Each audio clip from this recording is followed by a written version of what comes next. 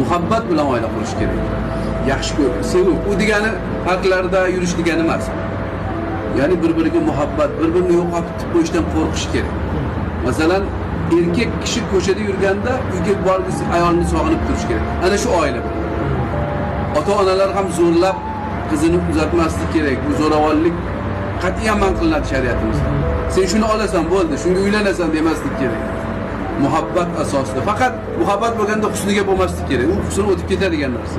Ya'ni bir ku bo'lish kerak muhabbat. Agar muhabbat asosida bo'lsa, er-xotin bir-birini yaxshi ko'rsa, u jamiyat, o'sha oila albatta. Ammo bir-birini yaxshi ko'rmasa, bir-birini tushunmasa, dunyo qarashi bir xil bo'lmasa, u albatta ajralib ketishi mumkin. Shuning uchun bunda ota-onalar, mana hozir qaynonalar noto'g'ri ish qilyapti ko'plar. Noto'g'ri. Men shuni olib beraman, shunga uylanasan, buni moli ko'p ekan, buni otasi yaxshi joyda ishlar ekan. Bu xato.